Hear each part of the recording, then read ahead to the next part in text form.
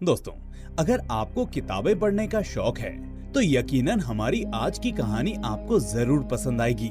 ये एक ऐसी कहानी है जो काफी दिलचस्प होने के साथ साथ रूह कपा देने वाली भी है। कमाल की बात यह है कि इस मूवी का नाम किसी अनोखी चीज पर बेस्ड नहीं है, बल्कि एक नंबर है और वो है नंबर 23। जी हाँ दोस्तों, इस फिल्म का नाम ही नंबर 23 है जो 2007 में रिलीज हुई थी और इसकी IMDb रेटिंग है 6.4। हालांकि मैं आपको यकीन दिलाता हूँ, अगर आप लोग भी मेरी तरह थ्रिलर और सस्पेंस मूवीज देखना पसंद करते हैं तो आप इस मूवी को कम से कम 9 रेटिंग दिए बिना खुद को नहीं रोक पाएंगे। मूवी में जाने से पहले आपको बता दें दोस्तों कि आप सभी की लाखों गुजारिशों पर आखिरकार हमने एक नया सीरीज चैनल शुरू कर दिया है, जहां पर आपको साउथ की बेहतरीन सस्पेंस थ्रिलर सीरीज देखने को मिलेंगी। साथ ही साथ आपको वो सीरीज भी देखने को मिलेंगी जिसका आपने कभी नाम भी नहीं सुना होगा। तो बिना देरी किए हमारे चैनल को सब्सक्राइब जरूर कर लें, क्योंकि आपका प्यार ही हमारी मोटिवेशन है। लिंक आपको डिस्क्रिप्शन में मिल जाएगा। कहानी की शुरुआत 3 फरवरी के दिन से होती है और हमारी मुलाकात वॉल्टर स्पैरो से होती है, जो कि पेशे से एक एनिमल कंट्रोल ऑफिसर हैं। आज का दिन वॉल्टर के लिए बेहद खास था, क्योंकि आज उसका जन्मदिन था और यही वजह थी कि अपने सभी काम को जल्दी से निपटाकर वो अपने घर जाना चाहता था। लेकिन जैसे ही उसकी शिफ्ट का टाइम खत्म होने वाला होता है, वॉल्टर की बॉस, जिसका नाम सेबिल होता है, उसे चैनल 23 पर कॉल करती है और बेचारे को जाते जाते एक कुत्ते को पकड़ने का काम देती है। ये सुनकर वॉल्टर का खून खौल जाता है, क्योंकि सेबिल के साथ उसका 36 का आंकड़ा होता है। ऐसा क्यों होता है, आइए आपको कहानी में थोड़ा पीछे ले चलते हैं। दरअसल बीते कुछ दिनों पहले 23 दिसंबर को सेबिल के घर पर एक पार्टी थी, जिसमें उसने वॉल्टर और उसकी फैमिली को भी इनवाइट किया था। वॉल्टर की बीवी अगाथा बीमार होने की वजह से पार्टी में जाने से इनकार कर देती है, लेकिन उसका बेटा रॉबिन पार्टी में जाने के लिए पूरी तरह से तैयार होता है। अब पार्टी के अंदर सेबिल बार बार वॉल्टर के साथ फ्लर्ट करने की कोशिश करती है, उसके साथ नजदीकियां बढ़ाने की कोशिश करती है, लेकिन वॉल्टर ठहरा एक वफादार पति। वो अपनी पत्नी को किसी भी कीमत पर धोखा नहीं दे सकता था, इसलिए सेबिल की ऐसी हरकतों से तंग आकर भरी सभा में उसका मजाक बना देता है, जिसके बाद से ही दोनों एक दूसरे के जानी दुश्मन बन बैठते हैं। अब कहानी प्रेजेंट में 3 फरवरी के दिन आती है, जहां वॉल्टर कुत्ते को पकड़ने के लिए उसके पीछे भाग रहा होता है। इस कुत्ते का नाम नेड था। कुत्ता वॉल्टर को अपने पीछे थोड़ी देर तक दौड़ाता है, मगर काफी कोशिश करने के बाद जब वॉल्टर उसे पकड़ता है, तभी वो कुत्ता वॉल्टर को काटकर उसके जन्मदिन का तोहफा देता है और वहाँ से रफ्फू चक्कर हो जाता है। वो भागकर कब्रिस्तान की तरफ जाता है, जहाँ पर उसके पीछे पीछे वॉल्टर भी पहुँचता है। यहाँ पर उसकी नजर एक हैरान कर देने वाली कब्र पर जाती है, जो किसी लौरा टॉलिंस की होती है। इसके बाद शाम होती है और हम देखते हैं कि वॉल्टर अपनी वाइफ को पिकअप करने में लेट हो जाता है, जिसके चलते उसकी पत्नी रूठकर एक किताब की दुकान में चली जाती है और उसकी नजर एक लाल कलर की टॉप सीक्रेट्स की नंबर 23 नाम की नॉवेल पर पड़ती है। ये किताब अगाथा को काफी पसंद आती है। वो ये किताब वॉल्टर को उसके जन्मदिन के तौर पर उसे गिफ्ट कर देती है। फिर सभी लोग वॉल्टर की बर्थडे पार्टी को सेलिब्रेट करते हैं। सब काम निपटाने के बाद वॉल्टर उस लाल किताब को पढ़ना शुरू करता है, तो उसे वो काफी अनोखी लगती है, जिसे लेखक ने फर्स्ट पर्सन के पॉइंट ऑफ व्यू से लिखी थी। वॉल्टर किताब को पढ़ना शुरू करता है। इस किताब के मुख्य किरदार का नाम फिंगरलिंग होता है। वॉल्टर किताब के अंदर इतना ज्यादा घुस जाता है कि वो खुद को ही फिंगरलिंग समझने लगता है। अगले दिन वो साइकोलॉजिकल डॉक्टर के पास जाता है। वो बताता है कि उसे डॉग ने काटा था। इसके बाद वो बातों ही बातों में डॉक्टर को ये भी बताता है कि उसकी बीवी ने दीवारों के ऊपर जो लाल रंग किया है वो उसको बिल्कुल भी पसंद नहीं आता, क्योंकि वो अपनी बीवी से प्यार करता है, इसलिए वो उस कलर को अभी तक बर्दाश्त करता रहा। अब घर आने के बाद वॉल्टर किताब का दूसरा अध्याय पढ़ना शुरू करता है, जहाँ पर फिंगरलिंग के बारे में बताया गया था कि कैसे वो एक छोटे से गाँव से ताल्लुक रखता था। उसके पिता एक अकाउंटेंट थे और उनका अकाउंटिंग का ही कारोबार था, लेकिन ये बचपन से ही जेम्स बॉन्ड का बहुत बड़ा फैन था और उन्हीं की तरह एक होशियार जासूस बनना चाहता था। वो इसीलिए जासूसी किताबें पढ़ता रहता था, मगर उसके पिता ऐसा बिल्कुल भी नहीं चाहते थे। जिसके साथ ही हम कहानी के बिल्कुल अंदर चले जाते हैं और हमें मालूम पड़ता है कि आज फिंगरलिंग का 8वां जन्मदिन मन रहा था। तभी उनके घर के बाहर उनकी पड़ोसन मिसेस डॉबलिंग्स का कुत्ता होता है। कुत्ते का पीछा करते करते फिंगरलिंग मिसेस डॉबलिंग्स के घर पहुंचता है और वहां वो देखता है कि मिसेस डॉबलिंग्स की लाश उनके बेड पर पड़ी हुई है। फिर जल्द ही वहां पर पुलिस आ जाती है। पुलिस और लोग कहते हैं कि ये आत्महत्या है, लेकिन फिंगरलिंग ने इतनी जासूसी किताबें पढ़ी हुई थी, उसका ज़मीर गवाही नहीं दे रहा था कि आखिर ये कोई आत्महत्या है, बल्कि वो पूरी तरह से श्योर था कि ये आत्महत्या नहीं बल्कि एक मर्डर है। अब कहानी में आगे दिखाया जाता है कि फिंगरलिंग बड़ा हो चुका था और बचपन से जो कुछ बनना चाहता था, आखिर वो उस मुकाम को हासिल कर लेता है, यानी कि दोस्तों वो एक पुलिस वाला बन जाता है। इसी के साथ ही उसकी फेब्रिजिया नाम की एक सुंदर गर्लफ्रेंड भी होती है, यानी कि दोस्तों फिंगरलिंग की 5 उंगलियां घी में थी।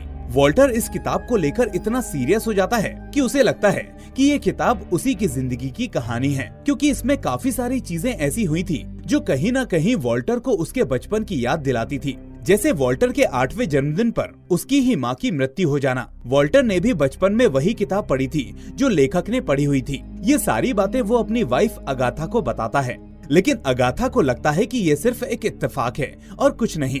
लेकिन वॉल्टर के ऊपर इस किताब का भूत चढ़ चुका था। वो रात भर सिर्फ और सिर्फ इस किताब को पढ़ता था। हद तो तब हो जाती है जब वॉल्टर इस किताब को अपने साथ मॉर्निंग वॉक पर ले जाता है और एक पार्क के अंदर बैठकर सुबह सुबह सबसे पहले इस किताब का 5वां चैप्टर पढ़ना शुरू करता है। 5वें चैप्टर में फिंगरलिंग के पास एक रिपोर्ट आती है जिसमें पता चलता है कि कोई लड़की है जो सुसाइड करना चाहती है, लेकिन फिंगरलिंग उसे समझाकर बचाने में कामयाब हो जाता है। वो उस लड़की से पूछता है कि आखिर तुम ऐसा क्यों करना चाहती थी, ऐसी कौन सी मुसीबत आ गई जो तुम अपनी जिंदगी से ही हाथ धोना चाहती थी। वो लड़की उससे कहती है कि मैं अपनी जिंदगी में एक 23 नंबर से परेशान हूँ। मैं जहाँ जाती हूँ ये नंबर मेरा पीछा नहीं छोड़ता। मुझे ऐसा लगता है कि इस नंबर के आसपास ही मेरी पूरी जिंदगी बीत रही है, लेकिन मेरा दिमाग ये पता लगाने में असमर्थ है कि आखिर इस नंबर का मेरे साथ क्या रिश्ता है। मेरी बर्थ डेट, मेरा ड्राइविंग लाइसेंस, मेरी एनिवर्सरी, सब कुछ कहीं ना कहीं नंबर 23 पर आकर रुक जाता है। मुझे लगता है कि 23 नंबर का कोई बहुत बड़ा राज है, लेकिन मैं इस राज से पर्दा उठाने में नाकामयाब हूँ।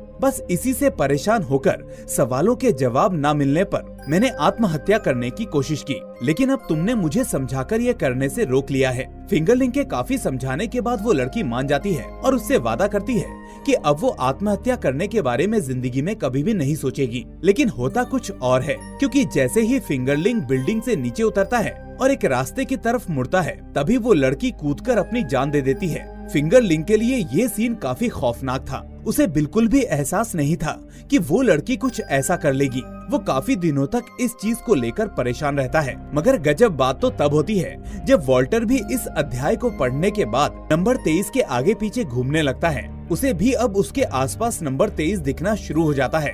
जैसे ग्राउंड में खेल रहे बच्चों की टी शर्ट पर उसे 2 और 3 दिखता है। वॉल्टर को धीरे धीरे यकीन होता जा रहा था कि ये किताब सच में उसी की जिंदगी के ऊपर लिखी जा रही है। इसीलिए अब वॉल्टर इस किताब के लेखक को ढूंढने की कोशिश करता है। वो उसी बुक शॉप में जाता है और इस लेखक का नाम पता करने की कोशिश करता है, तो दुकान का मालिक उसे बताता है कि टॉप्सी नाम का लेखक इस दुनिया से ताल्लुक रखता ही नहीं। तभी वॉल्टर की नजर वहाँ रखे हुए टाइपराइटर पर पड़ती है, जिसके ऊपर भी उसे 23 दिखाई दे रहा था। और ये देखकर अब वॉल्टर वाकई में हैरान हो चुका था। घर जाकर वो अपने बारे में रिसर्च करता है और जैसे जैसे वो रिसर्च करता है उसके सामने भी सिर्फ एक नंबर आता है और वो नंबर होता है 23। जैसे कि उसका बर्थडे 3 फरवरी को आता है और साल का दूसरा महीना होता है फरवरी, तो यहाँ 2 और 3 मिल जाते हैं और वो 11:12 पर पैदा हुआ था, तो इन दोनों को जोड़ने पर भी 23 आता है। वो अपनी बीवी अगाथा से भी 23 साल की उम्र में ही मिला था। ऐसे एक एक करके उसकी जिंदगी से जुड़ी हर जरूरी चीज की कड़ी 23 नंबर पर ही आकर अटक रही थी। पर उसकी पत्नी अगाथा को अभी तक ये उसका वहम लग रहा था, लेकिन ना जाने क्यों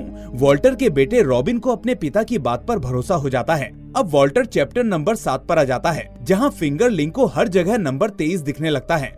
जैसे कि उसकी गर्लफ्रेंड के पास कुल 23 जोड़ी सैंडल्स थी। फिर रात को वॉल्टर भी अपनी वाइफ की सैंडल को गिनता है और वो भी पूरे 23 होते हैं। ये सब देखकर वॉल्टर काफी ज्यादा परेशान हो जाता है और पूरी रात 23 नंबर की इस मिस्ट्री को सॉल्व करने में बिता देता है। अगली सुबह अगाथा वॉल्टर की हालत को देखकर कुछ ज्यादा ही परेशान होती है, तो फिर वो अपने दोस्त इसाक को फोन लगाती है, जो कि पेशे से एक साइकोलॉजिकल प्रोफेसर था। उससे वो वॉल्टर की मदद करने को बोलती है। वॉल्टर भी इसाक से मिलता है। इसाक वॉल्टर को बताता है कि 23 नंबर पर पूरी दुनिया में रिसर्च की जा रही है। आप चाहे इसे इत्तेफाक कहो या कुछ और, लेकिन दुनिया में काफी चीजों के होने और ना होने में 23 नंबर का बड़ा योगदान है। इसाक वॉल्टर से कहता है कि आपको याद होगा कि एक पुरानी किताब में लिखा हुआ है कि 2012 में दुनिया खत्म होने वाली है। अगर आप 20+1+2 करते हैं तो ये भी 23 बनता है। इंसान के शरीर के अंदर कुल 46 क्रोमोसोम्स होते हैं, जिसमें से 23 एक पेरेंट से आते हैं और 23 दूसरे पेरेंट से आते हैं,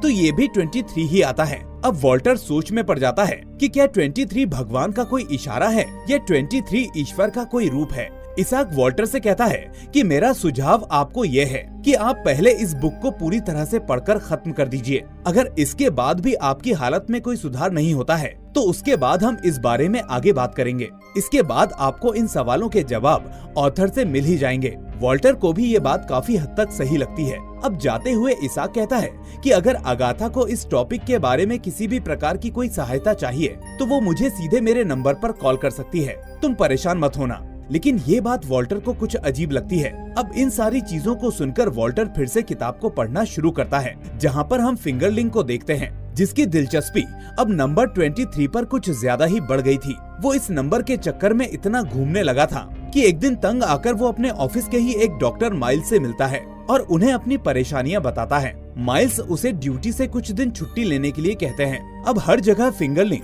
हमेशा 23 की थ्योरी में खोया रहता था। इसी के चलते उसने अपनी गर्लफ्रेंड की 23 सैंडल और कुछ कपड़े बाहर फेंक दिए। उसकी गर्लफ्रेंड उसके इस रवैये से काफी ज्यादा परेशान थी, इसलिए वो घर छोड़कर चली गई थी। अगले अपॉइंटमेंट में फिंगरलिंग डॉक्टर माइल्स को सब कुछ बता देता है, लेकिन डॉक्टर उसकी गर्लफ्रेंड की फोटो को देखकर कुछ ज्यादा ही अट्रैक्ट हो जाते हैं। अब वॉल्टर को डॉक्टर माइल्स का रवैया और इसाक का रवैया एक जैसा लगता है, क्योंकि दोनों ही अपने मरीजों की पत्नियों पर ज्यादा ही दिलचस्पी दिखा रहे थे। खैर, रात को वॉल्टर अब अगला चैप्टर पढ़ने जाता है, जहाँ पर कहानी में कुछ दिनों बाद फिंगरलिंग्स को यह मालूम चलता है कि उसकी गर्लफ्रेंड और डॉक्टर माइल्स का अफेयर चल रहा होता है और दोनों मिले हुए होते हैं। इतना पढ़कर उसे नींद आ जाती है और जब रात को उसकी आंखें खुलती हैं, तो वो अगाथा को इसाक के साथ गार्डन में देख लेता है। ये देखकर उसे इतना गुस्सा आता है कि उसके सर पर खून सवार हो जाता है और वो अपनी ही पत्नी की जान ले लेता है। मगर दोस्तों, ये हकीकत में नहीं हुआ था, बल्कि ये तो सिर्फ उसका एक सपना था। असल में अगाथा तो उसके बगल में ही सो रही होती है।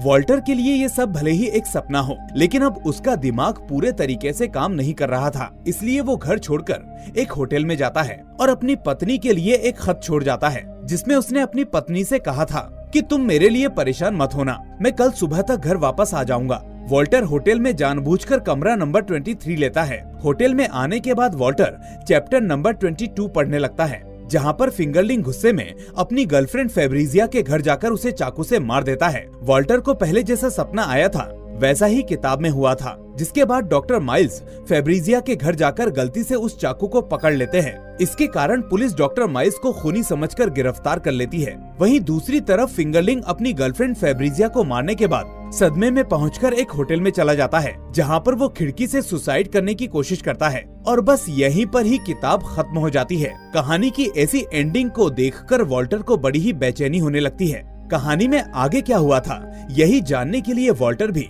फिंगरलिंग की ही तरह खिड़की के पास जाकर वहाँ देखने लगता है। लेकिन तभी उसे वही डॉग नेट दिखाई देता है, जिसे देखकर उसे काफी गुस्सा आता है, क्योंकि इन सब की शुरुआत नेट से ही हुई थी। अगर उस दिन वो उसे नहीं काटता तो वो लेट नहीं होता और ना ही अगाथा उस दुकान में जाकर ये अजीब सी किताब लाती। अब वॉल्टर वापस से नेट का पीछा करने लगता है और नेट वापस उसे कब्रिस्तान में ले आता है। लेकिन तभी वॉल्टर गुस्से में आकर नेट को ट्रैंकुलाइजर मारकर बेहोश कर देता है। यहाँ नेट का नेम टैग भी 23 नंबर से जुड़ा हुआ था। लेकिन तभी कब्रिस्तान में फादर सेबेस्टियन और उनका गार्डनर बर्नी भी आता है। वो कुत्ता नेड बर्नी का ही होता है। वॉल्टर बताता है कि वो एनिमल कंट्रोल ऑफिसर है, इसलिए उसने कुत्ते को बेहोश किया है। फिर यहाँ पर फादर वॉल्टर को बताते हैं कि नेड को गार्जियन ऑफ द डेड बुलाया जाता है, क्योंकि वो हमेशा किसी न किसी कब्र के सामने जाकर बैठ जाता है, मानो वो उस कब्र की रक्षा कर रहा हो। और कई दिनों से वो लॉरा टोलिंस नाम की इस लड़की की कब्र पर जाकर बैठ रहा था। उसके बाद वॉल्टर लॉरा के ऊपर रिसर्च करता है और अपने घर आता है। लेकिन घर पर इसाक को देखकर वो थोड़ा गुस्सा हो जाता है, पर इन सब बातों को भूलकर वो सभी से कहता है कि 15 साल पहले लॉरा नाम की एक लड़की का रहस्यमय तरीके से खून हुआ था, जिसकी लाश कभी भी नहीं मिली। पर पुलिस को कायल नाम के आदमी के फिंगरप्रिंट्स मिले और इसीलिए लॉरा के घर से कायल को पकड़ा था। कायल लॉरा का साइकोलॉजी प्रोफेसर और लवर था। अब यहाँ पर वॉल्टर आगे बताता है कि कायल और लॉरा की कहानी बिल्कुल फिंगरलिंग्स और फेब्रिजिया जैसी है। जैसे फिंगरलिंग्स ने फेब्रिजिया को मारा था, वैसे ही कायल ने अपनी गर्लफ्रेंड यानी लॉरा को मार दिया था। इस किताब को भी कहीं न कहीं कायल ने ही लिखा हुआ है एज ए मर्डर कन्फेशन। आखिरकार वॉल्टर को राइटर मिल गया था जो कि कायल होता है, लेकिन 23 नंबर के पीछे का रहस्य क्या है उसे अभी तक नहीं पता था। और इसी के ऊपर से पर्दा उठाने के लिए वो जेल में कायल से मिलने जाता है। मगर हैरानी की बात तो ये थी कि कायल अभी तक अपना गुनाह कबूल नहीं करता। उल्टा वो उसे बताता है कि ना तो उसने ऐसी कोई किताब लिखी और ना ही उसने लौरा को मारा है, बल्कि यहाँ सिर्फ और सिर्फ उसे फंसाया गया है। वॉल्टर को भी कायल की बात पर विश्वास हो जाता है, क्योंकि कायल का नाम किसी भी तरह से 23 नंबर से टैली नहीं हो रहा था। यानी किताब का लेखक कौन है ये अभी भी एक राज ही बना हुआ था। इसीलिए निराश होकर वॉल्टर घर आता है, लेकिन तभी उसका बेटा रॉबिन वॉल्टर को एक गुड न्यूज देता है। वो ये बताता है कि किताब के पीछे उसे एक एड्रेस मिला है जो शायद उसी ऑथर का होगा। अब ये सुनकर वॉल्टर की खुशी का ठिकाना नहीं रहता और तभी उसके दिमाग में एक आइडिया आता है। वो लेखक के ही नाम पर पूरे 23 रहस्यमय डिब्बे उसके पते पर भेजता है, जो कि पास के ही कुरियर स्टेशन पर चले जाते हैं। इसके बाद हम देखते हैं कि जो बुक का लेखक होता है वो इन डिब्बों को रिसीव करने के लिए डाकघर जाता है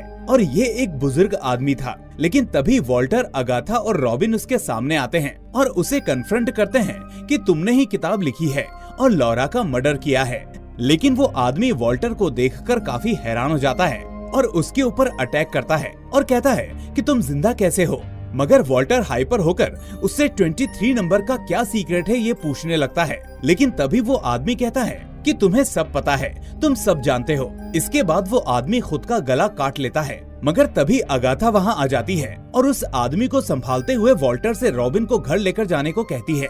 वॉल्टर के जाने के बाद वो ऑथर अगाथा को बताता है कि वॉल्टर का सच जानने के लिए तुम्हें नथानियल इंस्टीट्यूट जाना होगा। अगाथा को मालूम चलता है कि इस आदमी का नाम डॉक्टर सीरियस है। अब अगाथा उसी समय नथानियल इंस्टीट्यूट जाती है, जो कि पूरा खंडहर था। यहाँ उसे एक रूम मिलता है, उसमें भी नंबर 23 की काफी सारी थ्योरीज लिखी हुई मिलती हैं, जिसे खुद डॉक्टर सीरियस ने ही लिखा था, क्योंकि वो भी इस नंबर के पीछे पागल हो गए थे। इसी दौरान उसे एक बॉक्स मिलता है जिस पर W स्पैरो लिखा था, जिसका मतलब वॉल्टर स्पैरो भी हो सकता है। तभी वहाँ पर एक आदमी आता है और ये सीन यहीं पर कट हो जाता है। वहीं दूसरी तरफ हम देखते हैं कि घर पर वॉल्टर को एक तरकीब सूझती है और वो अपने बेटे की मदद से किताब के हर 23वें पेज पर 23वां शब्द क्या है उसे मार्क करने लगता है, जिससे उसे फाइनली एक सेंटेंस मिलता है जो था visit Cathonova park, big steps to heaven, your hell is waiting sparrow man. अब वॉल्टर रॉबिन के साथ कैथोनोवा पार्क चला जाता है, जहाँ स्टेप्स टू हेवन नाम के बोर्ड से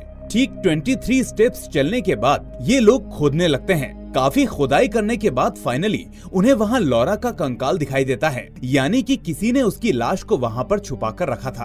अब ये देख दोनों तुरंत पुलिस को कॉल करते हैं और पार्क के बाहर वेट करने लगते हैं। लेकिन जब तक पुलिस आती है तब तक कोई अनजान शख्स आकर उस लाश को गायब कर देता है और लाख खोजने के बाद भी पुलिस को वहाँ कोई कंकाल नहीं मिलता, जिसके बाद अगाथा आकर दोनों को पिकअप कर लेती है। अब वॉल्टर सोच में पड़ जाता है कि वो कौन है जिसने उस कंकाल को वहाँ से हटाया है। लेकिन तभी गाड़ी चलाते वक्त सामने नेड यानी वही कुत्ता आता है और गुस्से में वॉल्टर उसे उड़ाने वाला था, लेकिन वो अचानक रुक जाता है और तभी वॉल्टर की नजर अगाथा के नाखूनों पर जाती है, जिसमें पूरी मिट्टी लगी हुई थी। यानी वो समझ जाता है कि अगाथा ने ही उस कंकाल को वहाँ से हटाया है और उसमें इसाक ने उसकी मदद की थी। और यहाँ हमें समझ आता है कि अस्पताल में वो आने वाला शख्स कोई और नहीं बल्कि इसाक ही था। वॉल्टर अगाथा के ऊपर काफी गुस्सा होता है और उससे कहता है कि मुझे पता है कि किताब तुमने ही लिखी है, तुम मुझे फंसाना चाहती हो और तुम ही खूनी हो, तुमने ही मुझे किताब दी थी। लेकिन तभी फाइनली अगाथा वॉल्टर से कहती है कि किताब मैंने नहीं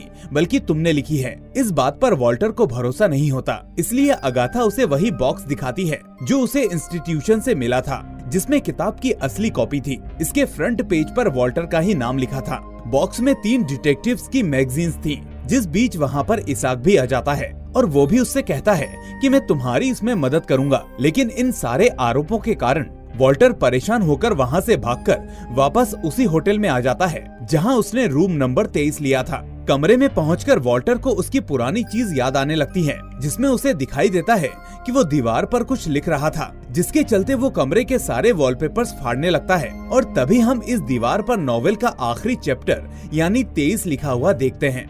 यहाँ पर फिंगरलिंक्स बताता है कि उसका असली नाम वॉल्टर पॉल स्पैरो है, यानी खुद वॉल्टर है। यहाँ पर हमें सब कुछ साफ साफ समझ में आने लगता है। ये दरअसल फिंगरलिंग्स और फेब्रिजिया की कहानी है, जो कि वॉल्टर और उसकी एक्स गर्लफ्रेंड लॉरा की कहानी है। ये उस वक्त की बात है जब वो 8 साल का था, तभी उसकी माँ की मौत हो गई थी और इसी सदमे के कारण उसके पिता ने भी आत्महत्या कर ली थी। और पिता की किताबें पढ़ते हुए उसे समझ आता है कि उसके पिता भी नंबर 23 से परेशान थे। उन्हें भी हर जगह यही दिखाई देता था। जिसके बाद वॉल्टर अलग अलग जगह पर रहकर बड़ा हुआ और 18 साल की उम्र में उसकी मुलाकात लॉरा नाम की बेहद सुंदर लड़की से हुई, जिसके बाद उसने उसे अपना दिल दे दिया और कुछ ही दिनों में दोनों एक दूसरे को प्यार करने लगे। वो दोनों ही यूनिवर्सिटी में पढ़ाई करते थे और एक दिन लॉरा क्लास में थी, जिसे देखकर वॉल्टर अपने पिता की लिखी हुई सारी बातें याद करने लगता है और इसके बाद वॉल्टर को हर जगह ये नंबर दिखने लगता है और वो भी इस नंबर के पीछे की थ्योरी को ढूंढने लगा था। उसके पागलपन से लॉरा बहुत ही ज्यादा परेशान होती है और वो अपने साइकोलॉजी प्रोफेसर यानी कायल के साथ मिलकर वॉल्टर को चीट करती है, जिसे देखकर वॉल्टर को गुस्सा आता है और वो उसे मार देता है और लाश को कैथानोवा पार्क में दफन कर देता है। लेकिन ये करते वक्त नेड यानी वो कुत्ता उसे देख लेता है और तभी वॉल्टर के पीछे वो हाथ धोकर पड़ा हुआ था। अब मर्डर के बाद कायल उससे मिलने घर आता है और गलती से वो उस चाकू को उठा लेता है, जिस कारण से पुलिस कायल को ही खूनी समझकर पकड़ लेती है। अब अपनी गर्लफ्रेंड को जान से मारने के बाद वॉल्टर को काफी बुरा लगा था। वो पहले से ज्यादा परेशान होने लगा था। यही नहीं, इसके चक्कर में आत्महत्या करने से पहले इस होटल के रूम नंबर 23 में अपने साथ हुए इस सभी वाकये के बारे में लिखने लगता है, जो कि कुछ ही दिनों के बाद एक किताब का रूप ले लेती है। लिखते लिखते जब पन्ने खत्म हो जाते हैं तो वो किताब का आखिरी अध्याय दीवारों पर ही लिखने लगता है और खिड़की से कूदकर अपनी जान लेने की कोशिश करता है, मगर खुदकिस्मती से वो बच जाता है।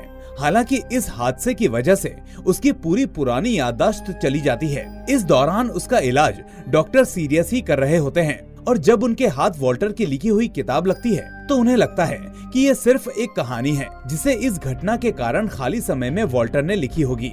उन्हें बिल्कुल भी विश्वास नहीं था कि वॉल्टर ने किसी का खून किया होगा। वो तो बस सिर्फ इसे एक काल्पनिक कहानी समझ रहे थे, जिसके 2 साल बाद वॉल्टर की हालत में सुधार होना शुरू हो जाता है और वो धीरे धीरे पूरे तरीके से सही हो जाता है। इसी दौरान एक रोज रास्ते में चलते समय उसकी मुलाकात अगाथा से होती है और वहीं से उनके रिलेशनशिप की शुरुआत होती है। वॉल्टर को अपने अतीत के बारे में कुछ भी याद नहीं और इसी के चलते अगाथा को भी वॉल्टर की हिस्ट्री के बारे में पता नहीं था। डॉक्टर सीरियस के पास वॉल्टर की किताब होती है और वो गलती से उस किताब में टॉप सीक्रेट नाम का स्टिकर लगवा देते हैं और आगे चलकर उसकी एक कॉपी बनती है जो इस लाइब्रेरी में आती है। लेकिन डॉक्टर सीरियस भी इस 23 नंबर की थ्योरी में पड़ जाते हैं और वो भी इस नंबर से परेशान होने लगते हैं। इसलिए जब वॉल्टर 23 बॉक्सेस को किताब के लिखे हुए एड्रेस पर भिजवाता है, तब डॉक्टर सीरियस को लगता है कि इन बॉक्स में नंबर 23 का सीक्रेट है। लेकिन जब वहाँ जाकर वो वॉल्टर को देखते हैं तब काफी हैरान हो जाते हैं, क्योंकि उन्हें अब पता चला था कि उसके द्वारा लिखी हुई किताब झूठ नहीं